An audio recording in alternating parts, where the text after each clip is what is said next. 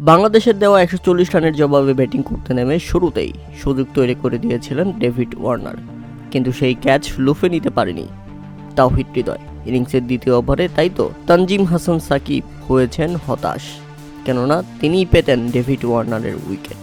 6 রানেই প্যাভিলিয়নে ফিরতে পারতেন ডেভিড ওয়ার্নার, কিন্তু ভাগ্য সহায় হয়নি বাংলাদেশের। তাই তো তাওহিদ হৃদয়ের মতো দুর্দান্ত ফিল্ডারও ধরতে পারেনি সেই ক্যাচ। আর এরপরের গল্পটা সবারই জানা। ডেভিড ওয়ার্নার এবং ট্রেভিস হেড এই দুই ব্যাটার মিলে যে বিধ্বংস শুরু করেছে, তাতে 6 ওভার 2 বলের মধ্যেই অস্ট্রেলিয়ার স্কোরবোর্ডে রান 64। এমন সময় বৃষ্টি আসলে খেলা হয়ে যায় বন্ধ।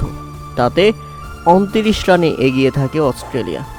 বৃষ্টির কারণে যদি আর খেলা মাঠে না গড়ায়, সেক্ষেত্রে বৃষ্টি আইনে 29 রানে জিতে যাবে অস্ট্রেলিয়া। এরপর আবারও খেলা গড়ায় মাঠে এবং বাংলাদেশ উইকেট পেতে শুরু করে। ইনিংসের 7ম ওভারে ট্রেভিস হেডকে বোল্ড করে দেন রিশাদ হোসেন। 21 বলে 31 রান করে ফিরে যান ট্রেভিস হেড। এরপর আরও একটি উইকেট পান এই লেগ স্পিনার। পরের ওভারে বোলিং করতে এসে ফিরিয়েছেন অস্ট্রেলিয়ান অধিনায়ক মিচেল মার্শকে। 6 বলে 1 রান করে ফিরে যান এই ব্যাটার।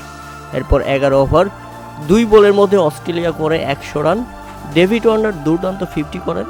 তাতে আবারও চলে আসে বৃষ্টি এবং এ যাত্রায় 28 রানে এগিয়ে থাকে অস্ট্রেলিয়া। অর্থাৎ বৃষ্টির কারণে আর খেলা না হলে 28 রানে জয়ী ঘোষণা করা হবে অস্ট্রেলিয়াকে।